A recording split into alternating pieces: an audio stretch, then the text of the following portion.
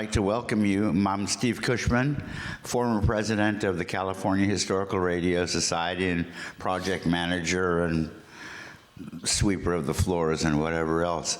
We're here tonight to hear from a good friend of mine, and it is always, it's happened because I'm part of this organization.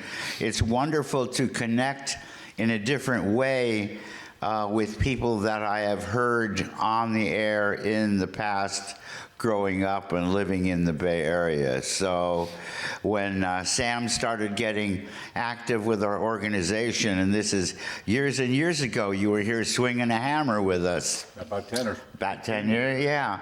And it's been wonderful to have Sam connected with our organization, and more and more he's putting a good face on this group who originally was interested in the gear only, and since for the last many years we have now wanted to represent the people here. And Sam has been one of our radio dog players, and we present Radio Day every year, along with Mr. Bennett in the front row here is one of our players.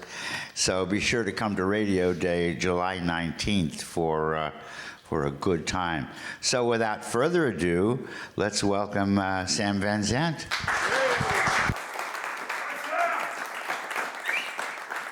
Thank you, Steve. And am I working? Okay, can you hear me? Yes. Okay. We were kind of waiting for Senator Alex Padilla to come. He's tied up. Yeah, I'm not sure if they let him out yet. But, so we're just gonna have to go.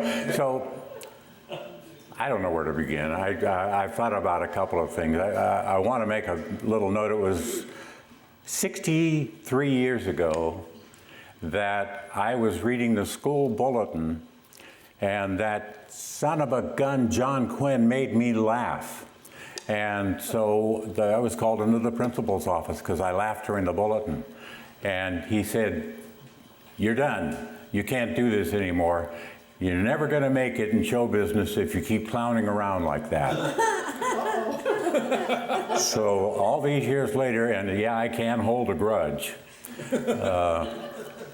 Principal Peterson. It worked out. All right. So I really do have a long career. I don't want to bore you. Everybody has their childhood thing with radio. And I did. I used to listen to KSJO when it was an AM under the covers at night, and KYA. I would stay up till midnight because the midnight jock played Ray Charles first thing, and I had to hear that. So I was a big fan of radio from the beginning. My dad used to hang out in hobby shops, and I would wander looking for something to talk him into buying me, and I found a crystal radio, little crystal set.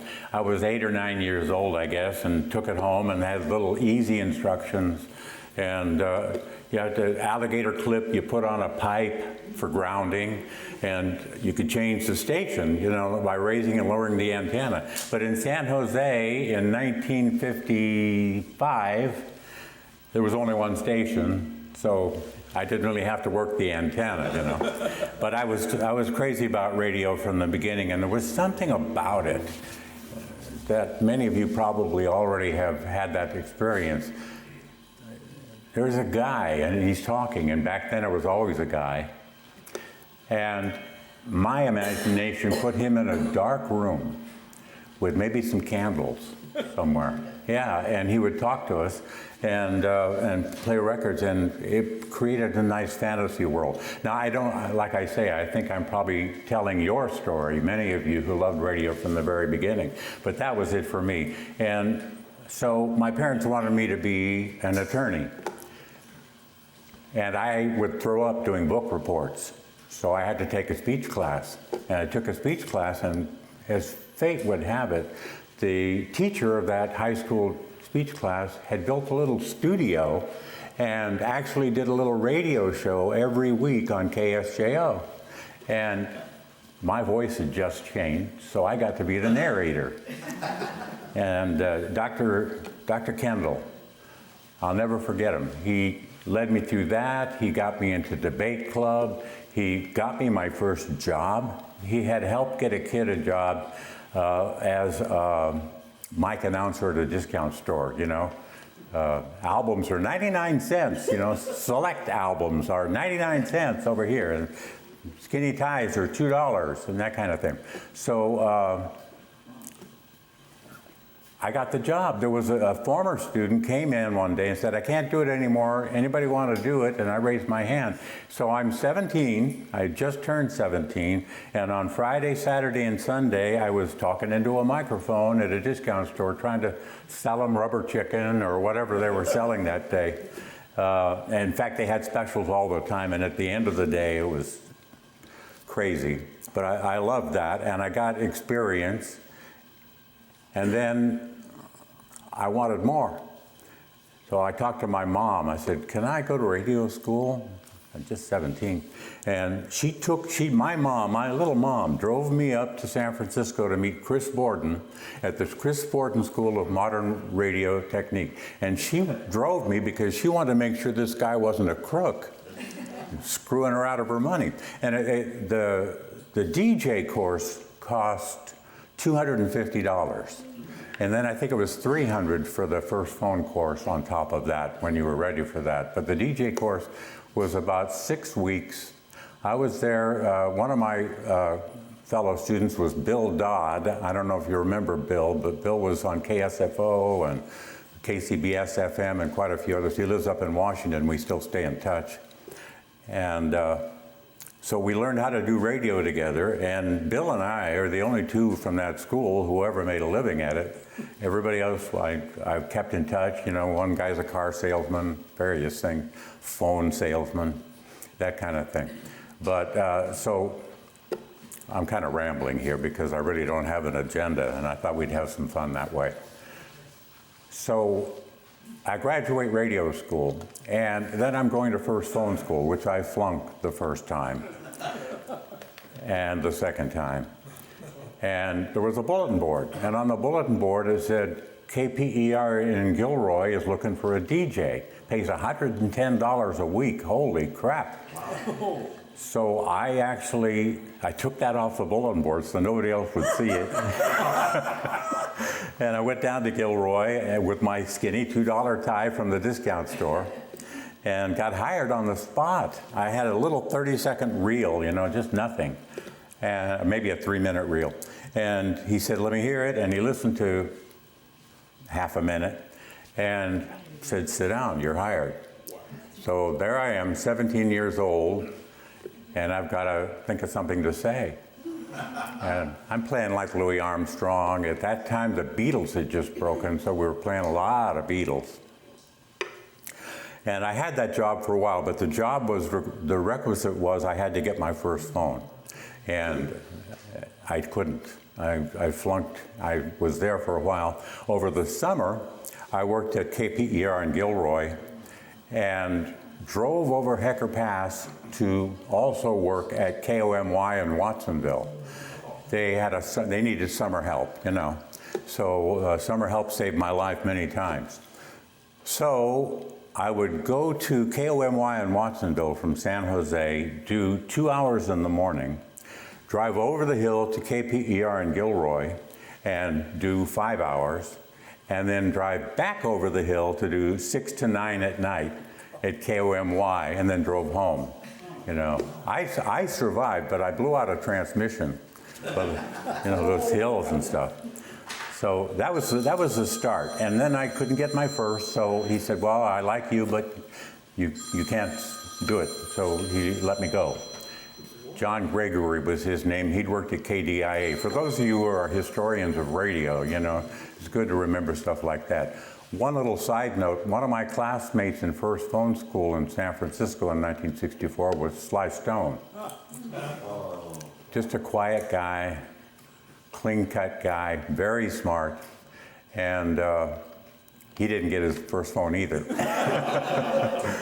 But he was the classmate, and it was kind of cool. And then, so I got out of radio for a while. For 3 or 4 years, I worked in my uncle's junkyard. I took cars apart. And then I worked in a steel shop, like almost as a blacksmith, just to make money until I could get my act together again. And finally, I'm sick of taking cars apart, and I went back and finally got the first phone. And it was Elkins Institute, which is a fancy name for this little fly-by-night school that taught you the answers. Right. Yeah, you can relate. Yeah, they taught you the answers. So I got my first phone, and they were based in Texas. So I had to go to San Angelo, Texas, because they actually hired me. The PD in San Angelo was a nutty guy. But I said, why did you hire me? And he said, I just wanted to see who was crazy enough to come here from California. Yeah, looking at him. So I did about 7 months there and hated it. It was country music, which I don't mind. I like country music. But I was, they called me the night creature. I was on from 6 p.m. to 12:30 a.m. What the deal was you played the music till midnight, the bars closed at midnight, and in San Angelo, Texas, nothing took more than a half hour to get there, you know. So you were on till 12:30 so the drunks could get home and have some music. So I did that for a while, and then Billboard magazine was about the only way to get a job back then that I knew of, and the bulletin board at Chris Borden School. And so I looked in Billboard magazine in the back, and they were looking for weekend help at K101 in Salinas, which is 60 miles from San Jose, 70 miles, something like that. And I sent the guy a tape, and he hired me. So, holy crap, I'm going back home, going back to California. And what is it about radio that we will throw all of our possessions in the back of our junky old car and pray it will get us 2,000 miles to get a job? Leave your family, leave your friends, leave your girlfriend, whatever, and then when you get there, you make a whole new set of friends. And every radio station was like WKRP. Back then, there were like 5 or 6 DJs at every radio station back then. And it was fun because you got to navigate all these strange characters. You know, we had a morning guy in Texas named Thurston Springer. And Thurston was from out of town, just like me. One morning, his show was over, he was having breakfast, and he heard a tornado warning, and tornado warnings are pretty common in southwest Texas. And Thurston, being a kind of a novice, ran upstairs, moved the DJ who was on the air aside, opened the mic and said, "Everybody, run for cover." They kept him, they didn't fire him. So I was a night creature there, and the funny thing about that, it wasn't a pleasant place to work. They hired me also because I had a first phone and nobody else did. When the FCC came, they came and got me from home and said, "You got to go talk to this guy." And I somehow managed to bullshat my way through it. So I'm the guy there, and it's $100 a week in 1971. Making ends meet somehow on $100 a week. I actually had a new car that cost $1,400 new in 1971, little Nissan Bumblebee. Had to give it up. I couldn't keep up the payments on $100 a week. It was actually $100 a week, and on Monday night you could eat free at a local Mexican restaurant that owes the station money. And the station itself was in a Holiday Inn. It was the honeymoon suite of the Holiday Inn, which was big, the biggest one, right? They had, the boss's office was the master bedroom. Then we had a secretary, and we had 2 little studios. One was for production and the other one, and they kind of bled through a little bit. And this was the disconcerting part. Here's this little funky station I've driven 2,000 miles to get to, and had a left-handed Gates board. They explained to me it was left-handed because they had already worn out the right-handed side. So there it is, you just, okay, I'll just go this way instead. And the board itself was on hobby horses. It was sitting on like you cut your wood on. A couple of hobby horses and the board sitting there. So I always thought, come payday, is that board going to be there? Is my check going to be there? You know, is the station going to be there? And I went back in 2000, just for old time's sake. Family lives there. And the station's dark. The station went dark. And so is the honeymoon suite. I guess there's no fun going on there.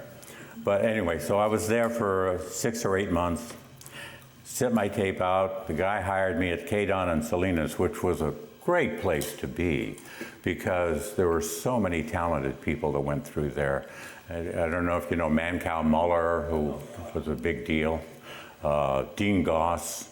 Dean was there when I was there. Chuck Brody was the guy's name, but his real name was Rick Wiseman. So we take the job. We take the weekend job. We'll make money. We'll make things work. My folks are nearby. I can always borrow money, and it kind of helped. But we get there. We drive. The clutch is going out on this old Ford wagon of mine, and we drive all the way over there. Myself and my then wife, and I walk in the door in Salinas the day I said I would, and nobody knows me. And I'm like, well, I sent a thing, and they said to come, and that I was hired, and please show mercy. And it turned out the guy who had hired me had been fired the day before. So he was the only one who knew I was hired. But they brought out the comptroller, and for some reason. He was the only one running the show. And the comptroller kind of apologized and said, well, we'll let you do a weekend shift. We'll let you do one shift, see how you work out. So that Friday night, they put me on there at midnight to 5 a.m. or 6, I don't remember. And I was a nervous wreck. And I remember driving around Salinas, my then wife drove, and taking notes so I wouldn't mess up the format, you know. Okay, they do this then, they do the news here, they do the weather here, they do the public service announcement here, and made it all very clear in my mind. So about 2 a.m. on my first shift, the program director comes in. It wasn't Dana Jang either. But the program director comes in and he says, hey, you're pretty good. Like I was doing my impression of a boss jock, you know. There was a big boomy voice kind of thing. And he said, you want to take the afternoon shift? Does a goose go barefoot? So I said, yes, I would love to take the afternoon shift. And I started. And Chuck Brody was there, as I mentioned. A guy named Christopher Lance was there. And Chris and I became good friends. He lives in El Paso now, and we still stay in touch. He had one of those Rod Stewart pineapple haircuts, you know? And he's like 75 years old, and he still has that pineapple haircut, and that gray this time, but still looks like Rod Stewart. So I made good friends there, and I was there about a year. Byron Lawrence did mornings. Byron Lawrence was Byron Paul, and Byron Paul's dad was Dick Van Dyke's manager. So Byron, the rest of us were getting by on $600 a month, and Byron was living the life of Riley because he had dad's money. And he had a beautiful Morgan that he drove, Roadster, that his dad had bought from an auction at a studio, you know, one of the Hollywood studios. So anyway, he had a sidekick named Tien Tanaka. So it was Byron Paul, Byron Lawrence, and Tien Tanaka. They went down to LA and did very, very well after that. So K101 was a way to learn. We were big and booming and loud, and we were sort of boss jocks, but we thought we were cool. So we played a lot of progressive stuff, you know. We played one whole side of the Allman Brothers Eat a Peach album, that kind of thing. And mostly I think one of the guys would do it to go upstairs and smoke a joint, but whatever it took to do it. So that was that station, and KMBI was our competition in Monterey. And in Monterey, they were more top 40, and we were more cool guys. They decided to challenge us to a hamburger eating contest. Crocker Burgers. Crocker was imitation McDonald's in Monterey, down by the Cannery Row area. And we accepted, and our crew, Chris and Rick and me, and a guy named Jim Steele went down, and they bamboozled us. We get there, and we're all set with our burgers in front of us. It's 30 minutes, how many you can eat in 30 minutes as a team. I ate 6.5, but our side got soda. Their side got water. And I didn't realize what the trick was, right? So anyway, they won. KMBY won, and at the end, a guy named Eric Norberg was the top guy. He had a boombox, and so they're celebrating, yay, we won, we beat these losers. And he holds up the boombox like this and plays the KMBY jingle and throws up. It was just wonderful. It was worth losing to see that happen. Eric went on to do some pretty cool stuff. So I loved small town radio. I loved the community of it. And at KDON, we were all paid $600 a month. And after $100 a week, that was a big move up, right? But aside from the $600 a month, if you wanted to do the PSAs, which is the little 3x5 cards that the jock would read, you know, the Rotary Club invites you to the breakfast, blah, blah. If you wanted to do that, it was an extra $50. So I took that job. So I could have, $50 was $500 back then. So I'm doing that. And the thing that I learned, and I went on to San Francisco, was that one, almost nobody wants to do public affairs because it's boring.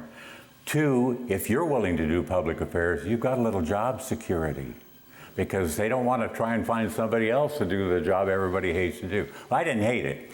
And then I got to San Francisco. There's not really a good story in that. Bill Kafuri, KFOG, hired me into KCBS FM. And they were building an oldies format. At the time, it was 1972. WCBS FM in New York was just ruled the town. So CBS thought they had something going there. And the network decided, well, we'll do KCBS FM in San Francisco, and we'll just win like they were doing with Cousin Brucey and all the great jocks in New York. Well, it didn't pan out too well, but we did it, and I showed up, and it was a weird, I mean, I love riding a board. I love playing, music and the precision of it and the challenge of it. And so I really hated the end of my career because all you did was start and stop the computer or do a voice track. But there, I get to San Francisco, and I gleefully took the job, big $250 a week. And it's automated. So, and back 1972, automated was these punch cards, computer punch cards. A day's cards was like this in the card reader, right? And if one got jammed, you heard the theme from A Summer Place 12 times until somebody finally got it unjammed. But it was a very unique experience because I liked doing this and starting and stopping and playing the commercials. And in this case, it was all done for me. And all I really could do would be to turn off the computer, as everybody knows we do now, and stop. And then I could talk and go again. Now, I think it's interesting, so I'll say it. Back then, the unions did not like that we were doing this automation thing. There were only 4 of us doing the station at the time, and the engineers did not like it. So they did the automation to get rid of engineers. However, the union wouldn't let them. So I would be doing my show, and I had to have an engineer on the other side of the glass, getting paid, but not doing anything. I would do the news. It was a 2-3 minute newscast, and it was a timer with a like a hand on it, like a clock hand, and I would just reach over and stop it if I was going a little long, Yeah. On KCBS SFM, you know. And so it was a very odd thing to get used to. And unions, I didn't mind AFTRA, but the IBEW was a pretty picky bunch. And we had to learn how to do that automation. I did that. I did mornings there in 1972 through 1976. And about halfway into the first year, a guy named Mike Beeson, who was moved to Coast in Mendocino after he left San Francisco, really nice guy, comes up to me and he says, "Hey, I can't do this gig tonight. Can you interview Sammy Davis Jr. for me?" Yeah, well, yes. So I did. It was a Circle Star, and you know, there'd be like 4 or 5 of us. And we would take turns asking questions and that kind of thing. And so I did that, and I wrote up a featurette. It was a minute long, like we were talking about earlier, Jonah, and just a quick 1-minute thing, and he liked it. And so I think it was an easy way for him to stay home instead of having, you know, I would go to the Circle Star and interview Carlin or whoever was there at the time. Johnny Carson once, Johnny Cash once. And so I would do that, and maybe another 4 or 5 months along, he said, "I'm leaving. I'm going to recommend you for the job." Okay, so I'm just a kid from the sticks. I'm 25 years old, 26 years old. I've never run anything important. I've just been a DJ. And now they want me to be News and Public Affairs Director. And I took the job for sure. It paid, it had better job security and that kind of thing. And it was public affairs. I would do these little features called 60 Seconds. And they have a little ticking sound just like the TV show. And I wrote 15 of them a week and recorded 15 of them a week for all that time. And it was a great experience, and it was job security because nobody else wanted to do that. And I'm doing it after about 5 years. Jim Gabbert calls from K101, says, "How would you like to come work for me? For more aggravation and less money." You know? And at the time I said, "I'm flattered, but I hear you fire people." And he had a reputation for firing people and having a temper. So he said, "Okay, well, down the road," and we hung up. And then a few months later, I had a chance to do AM San Francisco. I don't know if that picture's come up. And they hired me to do a movie review on Fridays. Just a little side gig. And PR people got me on in the Chronicle with an article about it, and New York saw it. CBS New York saw it and said, "No, I don't think so. AM San Francisco's on ABC. You work for CBS. Can't let you do that." And he said, "But I'll make it up to you." The boss phoned me from vacation. I hung up the phone and called Jim Gabbert. And he hired me right then and there. So I went to work for Jim it was actually the same money but no benefits and more aggravation for sure. But it was a thrill to work there. You think about it, here's a guy who borrowed a couple of $1,000 from his parents and built that empire. How could you not admire that? My phone's ringing. Sorry about that. I'll just ignore it. Jim Gabbert. It's the senator, Senator Padilla, I think, yeah. That's the key to the Benz room back. Sorry. I don't know whether, so that's okay. So I went to work for Gabbert. Now I worked for Gabbert for 5 years. And the funny thing about that was he basically hired me because I did those features. Only over there I changed it to Got a Minute instead of 60 Seconds. And it was the same feature basically, interview Rod Steiger or whoever. And that was the other beauty of the 70s, working for CBS and working for K101, is everybody wanted to be interviewed. I met so many celebrities, and it seemed like that was the machine, you know, that was going on. It was a PR machine. So I'm doing these features, and one day I get a call from a guy who says, "Hey, I heard you on the beach in Hawaii." Gabbert had a Hawaiian radio station. without telling me, he was taking my Got a Minute features and playing them in Hawaii. The guy said, I was listening to you on the beach. That's really nice, but I didn't make any money on that, you know. So, and there was really nothing to do. Jim Gabbert was Jim Gabbert, you know. But we've actually become good friends over the years. It was never animosity. It's just put up with being fired now and then. It's essentially what it was. He moved me around a little. I did afternoon drive most of the time, but he moved me around a little, and he had an AM that was oldies. And so it was 10:10 a.m., and he moved me there with Jack Friday, who was Hall of Famer, and Steve Jordan. And so one day I'm in there, I think it was afternoon drive, maybe midday, and I thought, you follow the list, you don't want to get in trouble, but there was a John Denver song that I wanted to play. Sunshine on My Shoulders makes me happy. It didn't make Jim happy. He came in, he said, this is an oldies rock station. You can't play that. I'm ashamed you work for me. And he fired me on the spot.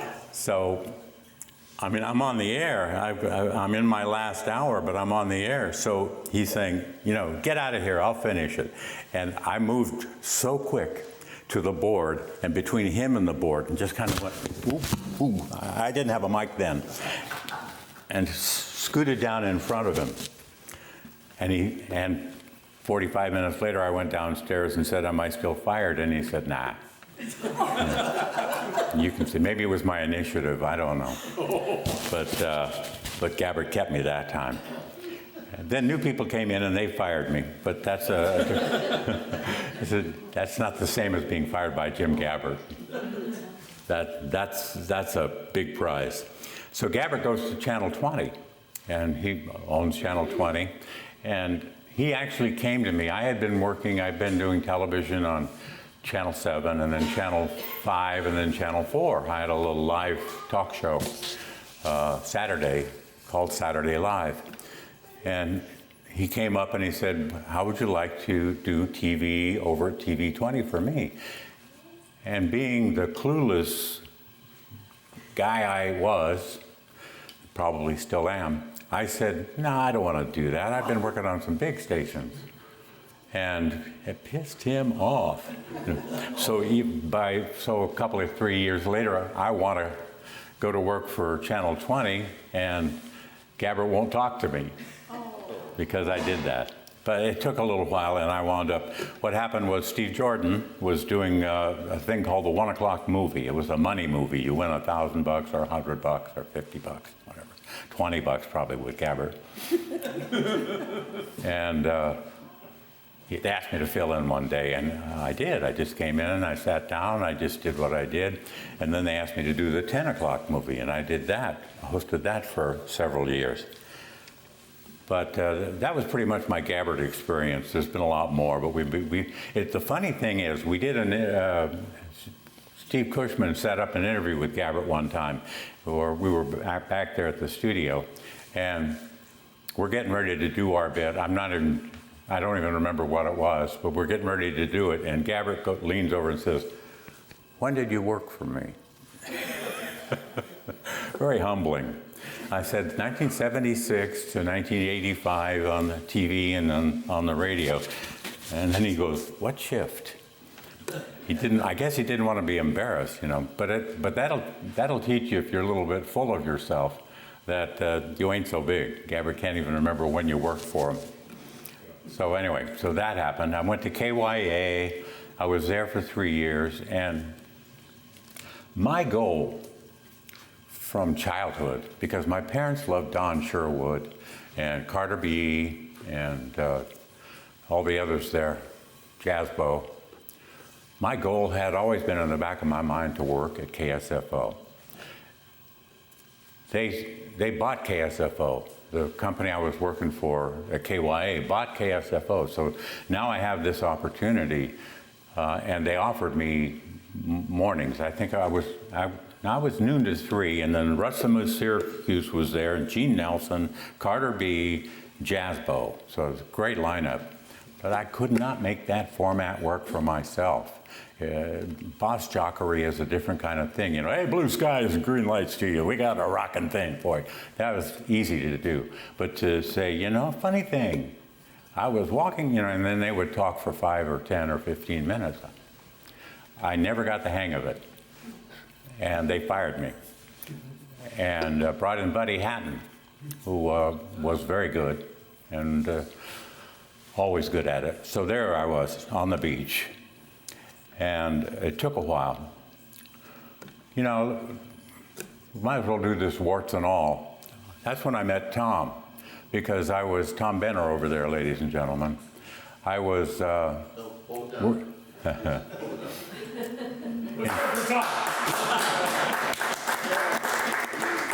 In San Francisco in the 70s and the 80s, you know, if you had a little cocaine, you could get surrounded by women so easily. You know, almost no trouble at all. So I got out of control with it, and they fired me, and what I did with my severance was go to rehab. And I spent 5 weeks in rehab. And about 4 weeks in, or 3 weeks in, I'm talking to the shrink there, and he said, what's getting you down? What's getting me down is I don't have a job, you know? So he set me up, this kind shrink, set me up with a phone and a yellow pad and said, go to work. And I could find work. So I spent the day calling people, guys that I knew who had magically also gotten sober. And I wound up, I went down to KLOK and couldn't get hired there for a job interview, and then KNEW came along, and I went there for an interview, and Bobby Garrow was there, and he was like, you know, you've always been a pop and a rock guy. What are you doing over here, you know? Well, I mean, I grew up with Keen Radio, and was Elvis a country singer? I think so. You know, were the Everly Brothers, was Jerry Lee Lewis, Johnny Cash, all those guys. So anyway, I crossed over, and I was there for 14 years, which was wonderful. And the best part of it was, I thought I was a big deal. And to go to KNEW was to find out that you had to work, and you had to do the work well. And people were watching and paying attention, and I never really thought about it too much, you know. And the other thing that I did to adjust was to get away from fame and fortune and the pursuit of that, you know, just do some work. Tom Benner was doing the production thing at that time. Tom moved up to Afternoon Drive.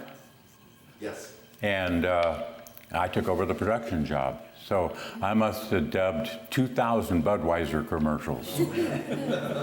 Those were the times. So anyway, I'm getting sober and staying sober and working there, and I worked there for a long, long time. Met my wife, Carol, along the way. And yay, Carol. And had some wonderful times together. And KNEW was an eye-opener, because KNEW was a community.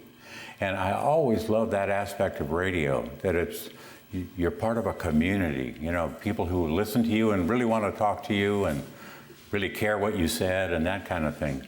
So we bought in. We just loved that place. Then, right after my 50th birthday, actually it was a couple years before that, I took the job at Big 98, which was a big 70s, 80s rock station, with Bob Hamilton, who was the program director. And Bob didn't like me. And I didn't like Bob, so it worked out well.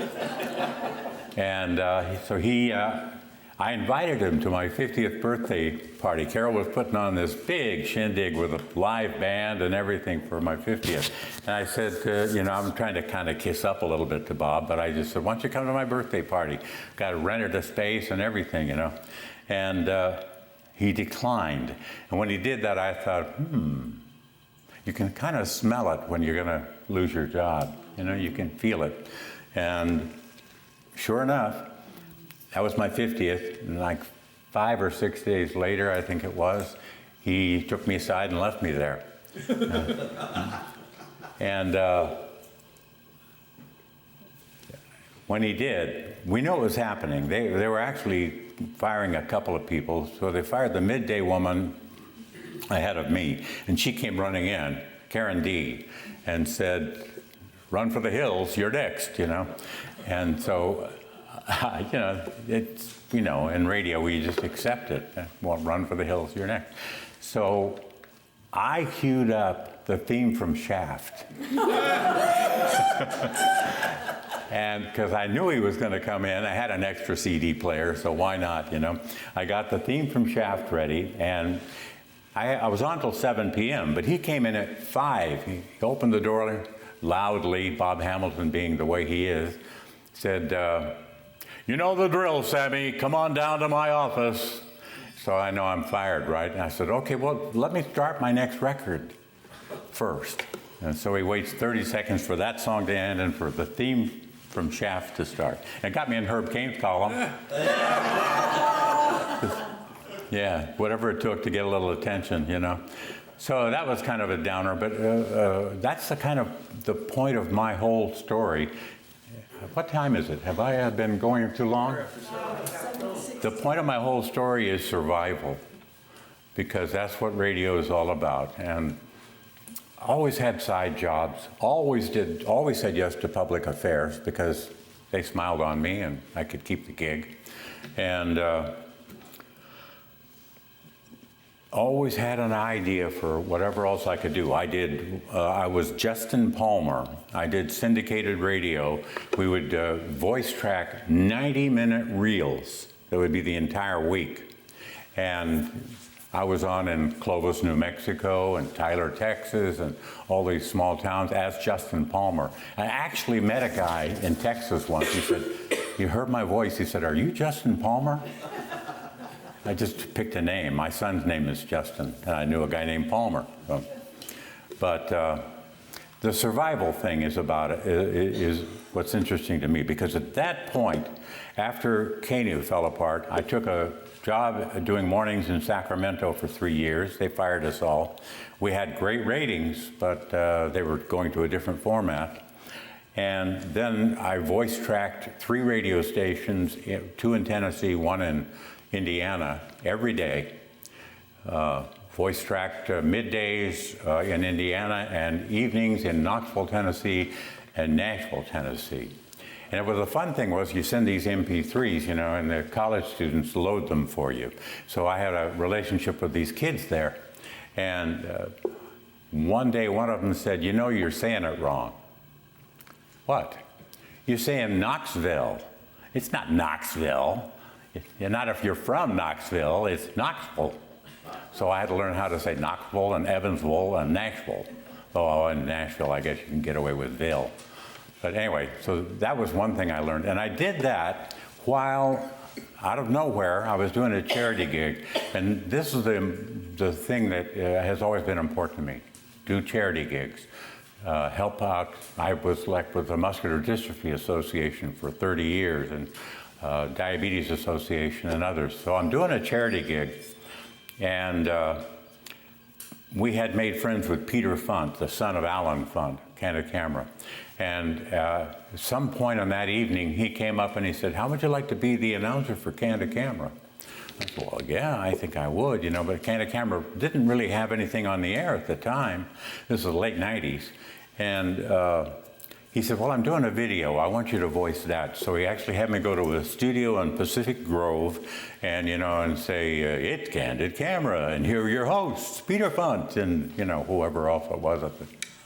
Well, not then. My wife was telling me Suzanne Summers, but that's true. It was Suzanne later. And so I did that video for him, and he said, "What do you want for it?" I said, "Buy me a round of golf." So we played a nice round of golf down in Carmel and played Pebble on his dime a couple of times. So Candid Camera decides to do a 50th anniversary special with a woman who had been Miss California. I can't remember her name right now. And so we did that, and I voiced that, and he liked it. And we did another special, and he liked it.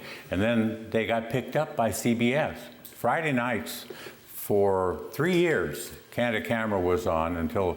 And then they went over to the network that no longer exists, PAX, the PAX network, the family network, and I was the announcer for all that. And I got to meet great people. I got to meet Suzanne Summers, who was just a wonderful person, just so real, you know. She grew up in San Bruno, and I grew up in San Jose, so I called her San Bruno girl, and she called me San Jose boy. But just the kindest, most thoughtful person. We, one time after the summer, we're doing our first show of the new season, and I said, well, what'd you do this summer, Suzanne? She said, well, we flew to Paris, and on the way I wrote a book. Ooh, you know what? She wrote one of those eat great and lose weight things, and look like me kind of thing, which never happened. But she was just terrific. And one time I interviewed her on the radio, just promoting her book, her newest book, and on my radio show, and I said, well, tell me about how this works, you know, this exercise program. She said, okay, first, take off your clothes. And I said, and she set me up beautifully. I just said, oh, Suzanne, I've been waiting a long time to hear you say that. And she loved it, and it came out really well. But anyway, I really enjoyed working with her. And even after, one time we were at dinner, and was it you, Carol? I think Carol mentioned that she liked the Ab Master or the Thigh Master. And she said, oh, I've got a new one, it's the Ab Master. And she said, I'll send you one. We just thought, yeah, right. You know, and 2 weeks later, the Ab Master showed up at our door. Still haven't worked it, but we have it. So anyway, Candid Camera kind of came and went. It was a really cool time for me. And since we're telling my life story, one of the coolest things that happened and the oddest things that happened was the producer of Candid Camera golfed with a guy who was a big-time Beverly Hills realtor. And he was having trouble kind of getting over in this realtor group down in Southern California. And he was a character. And so I get this call, and the producer says, you think you can control a room? And I said, yeah, I think so. Well, I got a guy who wants someone who can control a room. I'll hook you up with him. So we played phone tag for the summer. And finally he gets a hold of me. He wanted me to pretend to be a DOA guy. Do I have it right? Yeah, one of those guys with Men in Black. So I got a black suit. And I went down to LA and then to San Diego. I met with him and stuff, and he was just a little kooky. His story was that he had busted a Chinese spy ring at the Livermore Labs. I don't know if it's true or not, but his money was good. So yeah, it was real good. He said, I'll give you this much money. It was about $7,000. And so, okay, he said, so get a passport photo. Okay, I'll get a passport photo. And then I'm telling him, well, I've got the receipt for the passport photo, and for the other things, I've got receipts too. And he said, make it $9,000 and don't send me any receipts, you know. So I flew down to San Diego. This was late summer. It was in September, right? And I flew down there, he told me his story, said I had to go to a group of realtors that was conventioning in this hotel and convince them that I really was DOJ and that he was in the Witness Protection Program, and he was a great American patriot, and they should be ashamed of themselves for questioning his veracity and his patriotism. So I did it. He had me sit in a room and read stuff all day, so I had all the facts right, you know. And so he said, and when you're done, just walk out of the hotel. My wife will take you right to the airport. So 6 p.m. rolls around, and I did it. I had my black suit on. Oh, he had me go to lunch and pretend I was that guy, too, which is a little odd. But I made my speech to these guys, and he gave me a movie studio badge. You know, it was like a real badge. And he said, don't let anybody hold it, because no agents will do that. Agents won't let you hold their ID. So I had an ID and a badge, and I fooled these guys. It was about 15 minutes. I walked out, and he didn't talk to me for a year after that because he was afraid we'd be busted. I don't know. So I walked out, his wife was there, and she hands me a roll of $100 bills. And I'm flying back through Oakland.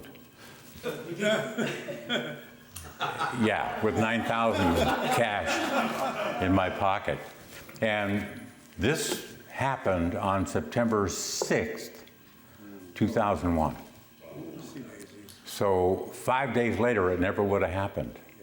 5 days later, I couldn't have bluffed my way down there and had my phony badge and all that, because 9/11. Yeah.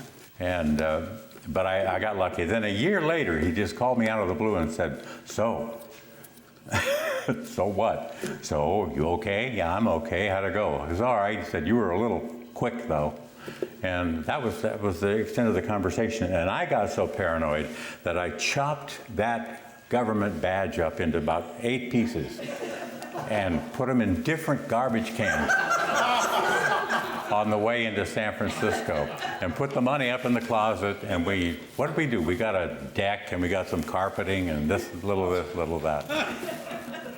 So that was a kind of a thrill, and that's probably the biggest thrill I've had doing speaking, you know, especially knowing that I could be busted by these guys. And I actually had to sign a release that said it was for entertainment purposes only, in case they called the cops on me. So I was covered. Anyway, so that was that. Where am I? I did that. That was 2001. And then Sacramento for 2 or 3 years. Came back here, KFRC in between. That was the other very strange thing. I worked at Big 98, which was a union station. So when you showed up for your shift, you made $275 for your shift. And that was lovely. So then I get fired out of there, and KFRC actually calls and says, you know, Brian says, hey, I'd like you to come work. And I go, okay, I'll meet you. I meet him in his office. He says, we pay $22 an hour. 4 hours, no benefits, no nothing, just 20 to 88 bucks. And I just I was stunned. You know, usually you can play poker, but I couldn't even play poker on that one. I just said, $22.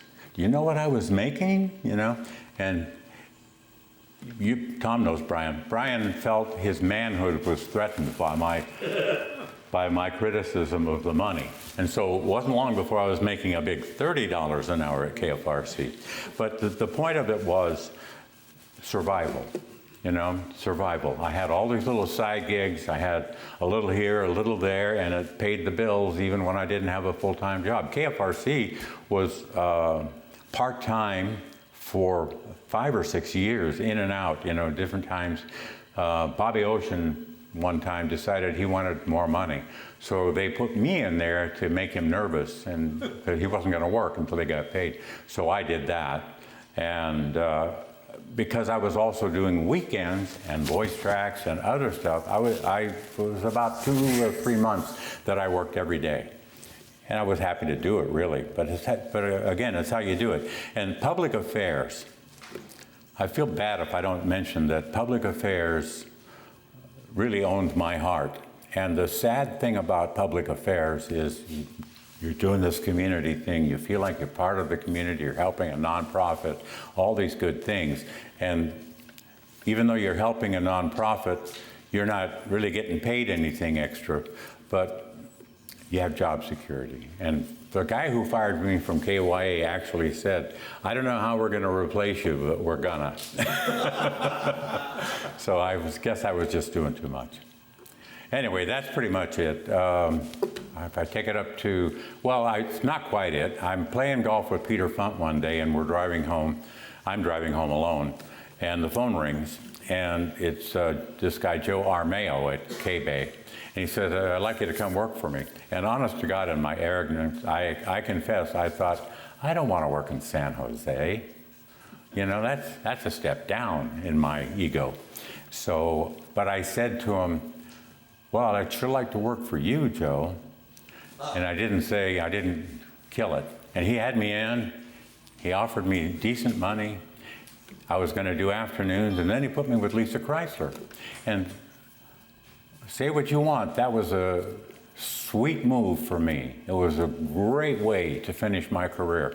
I did 12 years working mornings with Lisa, getting up at 2:45 in the morning to go to San Jose and do that. And Lisa, like any of us in radio, is a piece of work.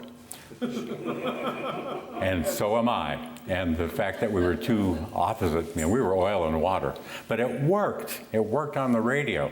And it gave me 12 more years. 12 more years of fun and really playing good music and telling jokes. And we really got rolling with the humor, which is also a big important thing to me. So anyway, that happened. And then the last year and a half, I did public affairs, which was a fading, changing thing. After Lisa was gone, they asked me if I would continue to do public affairs because nobody wants to do it, and I was willing. So I did. I did the public affairs for about a year and a half. And the weird thing is they brought in a new program director, not a good one like Dana Jang, just a good guy. Dave knew me. He's a good guy. A lot of people in the Bay Area know his name. But he, at the end of it all, I'm leaving. Tomorrow's my last day. I know this guy who'll do it, Dave. He'll do my public affairs. He'll take it over and we can be seamless. And he says, I'll think about it. And the next day they eliminated every bit of public affairs on the station. Yeah, completely wiped it out. I had these little 1-minute features. They weren't got a minute or 60 seconds. They were something else, Down with the Bay or something. And so it was kind of sad, but that's the way public affairs are. That's the way radio has gone. I had something good I was going to end with, but I've already forgotten it, so I'll just open it up to to any questions anybody might have. Thank you. Thank you. Thank you. How long did I talk? A long time? Yes, long time. Actually, perfect. But you're going to work on Mike, Steve? Yeah, I'm going to pass the mic around and folks can ask questions. Yeah. So I don't know. Who's first? Uh-oh. Hey, Sam. Hey, Jonah Dennis Hamilton. Look, I don't even need to try to sound loud. After radio, you've been doing some other stuff, right? After radio? After on-air radio, you've been doing internet radio. Yes, but it's just a little thing. My mic works, I think. Yeah, okay. This woman used to be my co-anchor in Sacramento. She works for what they call that 80 station on the internet. It's called that 80 station. She does mornings. And so we used to do a thing when we worked together called Knuckleheads in the News. And so I do those with her. Once a week, we'll take 5 of them and we'll just do them, and she uses them on her show for free. The price is right. Yeah, but thanks. Yeah, that and I've done a lot of volunteer work. I've been happy to volunteer here, and I do Meals on Wheels and stuff, and 14 grandkids. So that keeps you going. Yeah. Sam, is the one over here? Come on down. I can just yell at you. I got to be careful. I can't move. Yep. So when did you lose the ability to pick the songs you were going to play? Coming next, you talked about automation versus riding the board, et cetera. My hearing's terrible. Okay. When did you lose the ability to pick the songs you were going to play?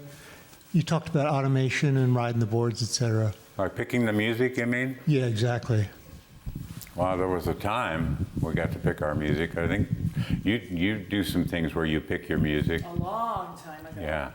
But no, it was about 1981 that they came in with a computer system without computers because they didn't want to spend money. Right. And there were just 3x5 cards, a different song on each card, right? And there was column 1, column 2.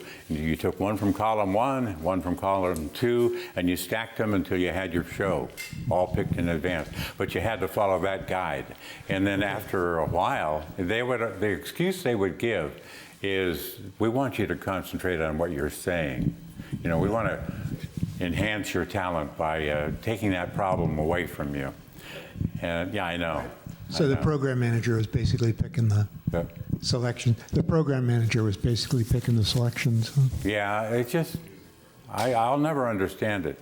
They homogenize radio so much, and I guess it reaches more people, and it's, the track record is it's popular, but I don't understand why they don't let us do that, because when I was coming up, that was the DJ. You loved that guy because of the music he played.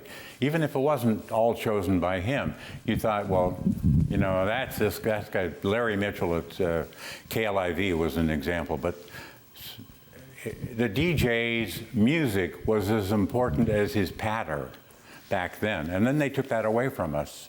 And then they took away how long you could talk, and what you can talk about, but mostly how long you can talk. And so the beauty of that, and Jack Friday was the best at it, was you had to figure out how to say something clever in 10 seconds and get the call letters in, and maybe the weather. Yeah. I never forget, it was Fleet Week, and I'm working with Friday, and Friday's signing on. I just finished my shift. And so I would be saying something, oh, it's Fleet Week, there's people all over the place, and I hope you have a good time with all the sailors here, or some BS. Friday opens the mic and says, hey, sailor, looking for a good time? You've come to the right place, KFRC. And that was it, He was brilliant at it. He's retired, living in France now, doesn't care about any of it. Yeah, but you basically went from being DJs to being radio personalities. I'm really sorry, I don't hear well. Okay, you basically went from being DJs to being radio personalities instead? Yeah. Yeah. Yeah. Well, I mean, that's why KSAN was so popular. Yeah. It was music, but you knew the DJ was into it. Right. And we used to love to do that. When I was in control of the music, for example, a rainy day, it's a cliche, but I'd play, Walking in the Rain, Rainy Days and Mondays, maybe 2 or 3 of them in a row, just to convey, okay, I know it's raining, let's all have some rain music together, And that was fun, but they hated it. The management hated it. Yeah. In fact, in '81, when they started computerizing our music choices, you had to play one down song, one up song, one down song, one up song. And when I worked for K101 for Jim Gabbert, you couldn't play 2 female singers back to back. That's, the things they control. Right. There's a couple up. There's like KCSM Yeah. and KPFA, a few stations that allow DJs to pick their themes and stuff. Did you ever have any inkling to go with those guys? Or because Jazzbo was over there and some of those guys, all the K-Jazz guys. Well, the thing is, if you want to have your fun, you pay the price for that. Yeah. You volunteer and you do it for nothing, But toward the end, I got voice tracks a lot. I did voice tracks, and if you haven't done voice tracks or don't know, it's basically one after another after another. Well, here's Johnny Cash, and oh, look here, we got Waylon Jennings, and you do one after another till your brain fries, or you've finished the show. But I don't know. I prefer creativity. I prefer having a choice, and I'm too old to start a podcast, so. Any other questions?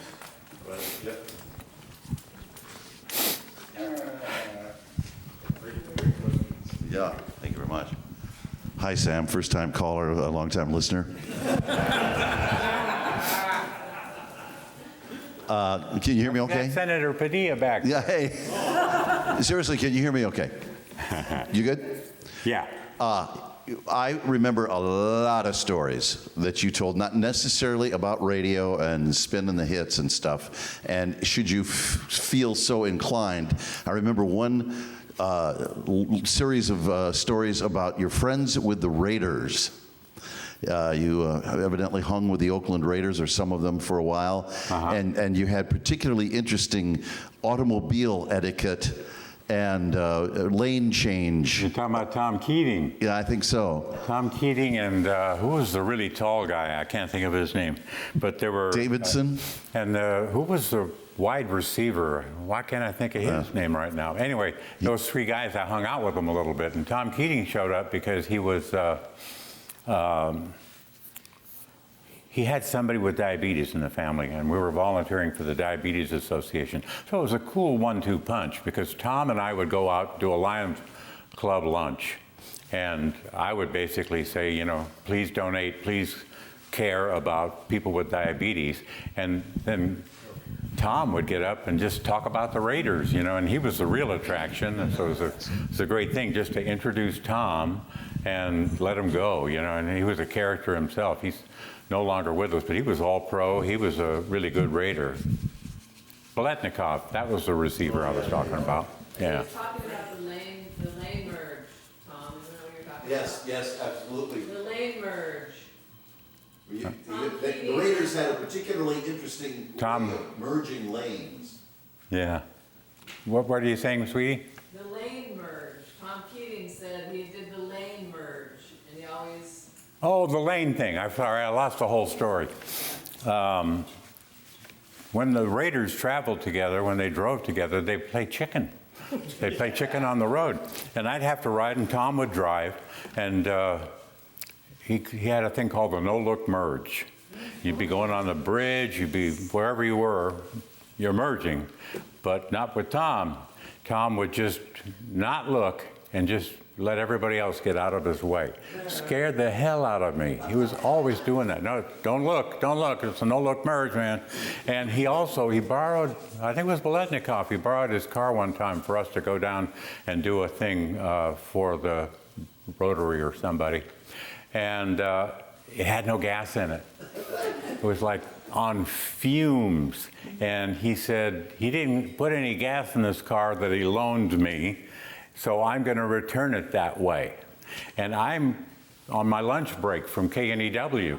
I've got to get back, and he's playing a game. He wants to he might run out of gas, might not. So I finally said, look, I can't take this.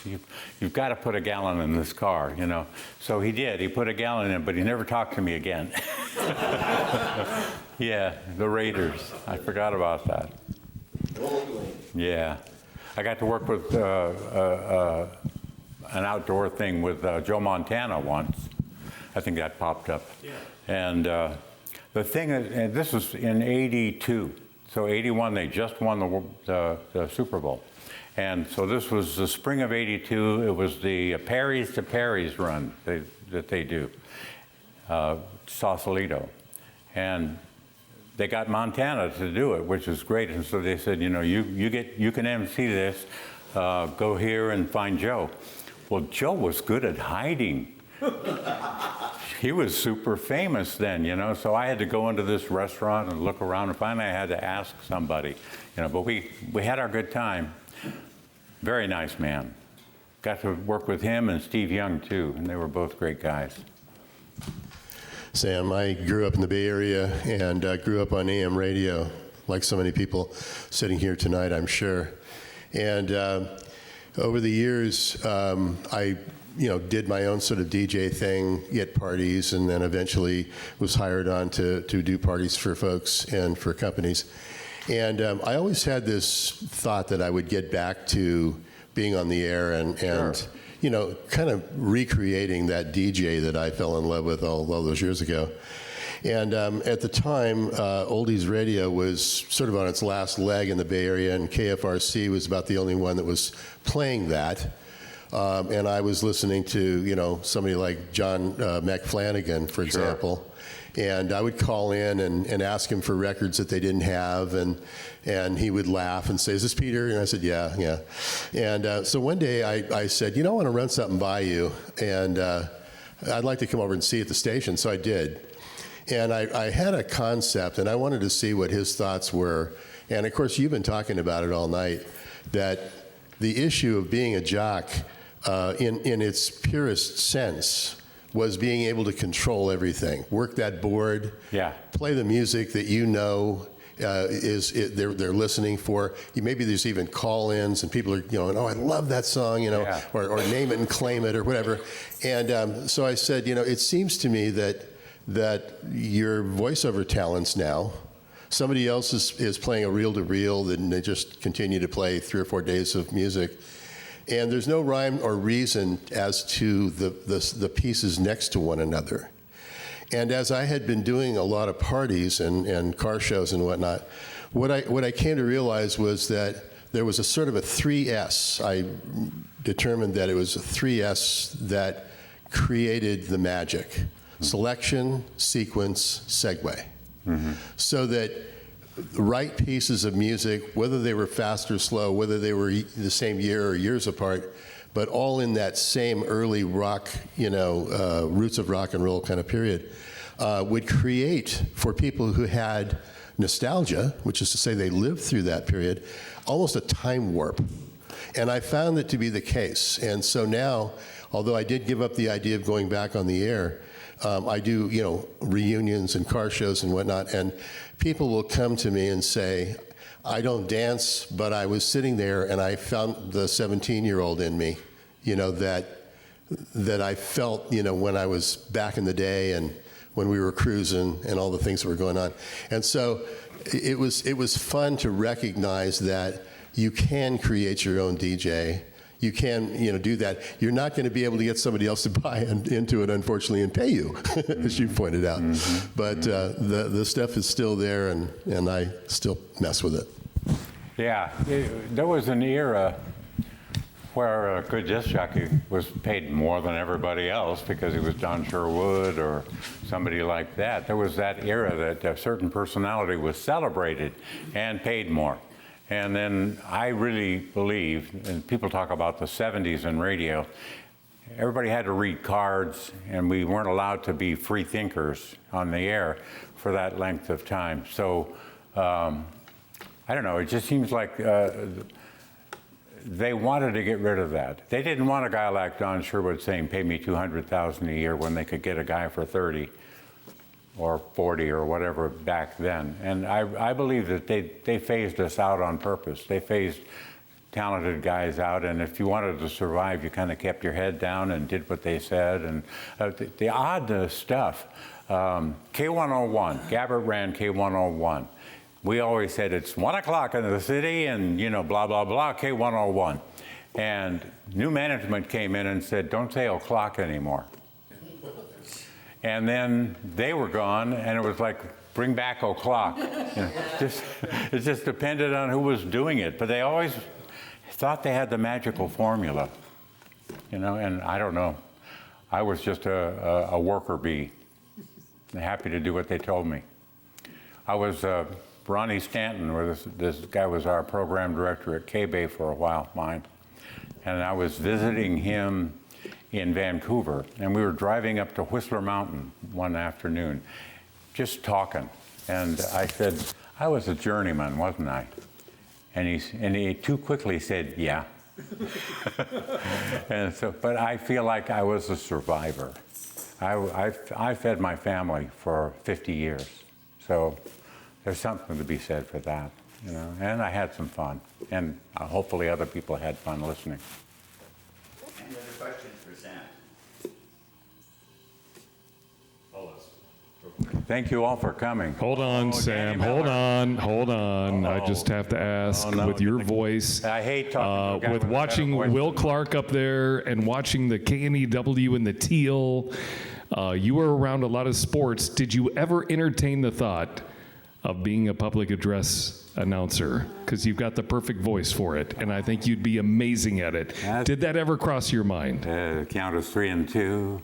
Yeah. No, now batting. You could do the now batting perfect, better than anybody. I just wondered if you ever entertained that idea. No, I never did. I always felt like I would trip up on the details of the game. I wouldn't know enough to really, that reminds me of the time, and then I'd be dead wrong. Carol's shaking her head back there. No, like Rennell. Like that. Like Rennell. Public announcer, like Rennell. My mic died? Yeah. Good thing I can talk loud. Yeah, not played by. Doing the play-by-play, but announcing the teams. Is this on purpose? You're trying to make me leave? No, you're good. No, you're good. Oh, I'm just holding it. This one's not working. Oh, it is? Okay. And like now, Carolyn McCarty. Hello. Carolyn McCarty. Hey, it is working. Rennell, those people, that's what he's talking about. The in the park announcer. I really don't know what you're saying, sweetie. She's talking about being an in-the-park announcer, announcing who's coming up to bat. Okay, well, that was my one and only. And this was, I'm 17, I guess I was 18 by then. It was the summer of '64, and they asked me to do Little League. The station was a daytimer, okay? At 5 o'clock, they had the results from Golden Gate Fields, and then they would string music up or something until sundown. So the boss said, if you want to do Little League, you can call the Little League. It's over here on Dowdy Street in Gilroy, and we'll pay you $2 a game. $2 a game. But again, I'm 18, I'm thinking this is a learning experience. I'll do this and I'll make a little money and I'll learn. And the first thing I did was start calling the game in points. Little League, points. And one of the coaches came up and said, it's runs. That's how, I mean, I wasn't really into sports back then. But yeah, that was my one and only. Do I win the t-shirt yet? Well, Sam, thanks for coming. Thank you. And it's been a pleasure. Let's have a good round of applause. I'm so happy you all came. For one of at least my favorite DJs and many, many other people. And if you don't know one thing also I forgot to tell you is that Sam now has become a docent for the museum here. And the folks that have a time coming in and get a tour by him are having a great time because Yeah, we have fun. He's quite the docent. Yeah. And that's Tim Brickman back here is teaching me how to do it. So. Yeah, and don't forget July 19th for Radio Day by the Bay, when you will see Sam and you will see Michael Bennett in our Gangbusters radio play called the Alameda Planner. So it's going to be a lot of fun. We've got the Royal Society Jazz Orchestra. Hoyt Smith and the guy, the anchor, the news anchor for Channel 7. Yeah, Dan Ashley from Channel 7 is going to be singing for us. Ben Fong Torres and Celeste Perry are going to do their Radio Hall of Fame. Hoyt Smith and Sylvia Chacon are our host and hostesses. And it's going to be a great day of fun, so please come by. Thank you. Do you want to say a few words? No, you got it. Okay. So thank you all for coming, and we'll see you again next time. Thank you all, really. I appreciate it. So we have a bonus one in June. Russ Johnson from the Connected Travelers going to be speaking on a Saturday later this month. And then for July, we have Radio Day by the Bay, so we don't specifically have a speaker. And then that gets us to August. And we're still filling that. Okay, And September is Joe Starkey. correct. Correct. Yeah. So, yeah. Watch our website and watch for our listening ins for all the information about us. Yes. Thank you all. I really, Yes. I'm happy you came. Yes. Yeah.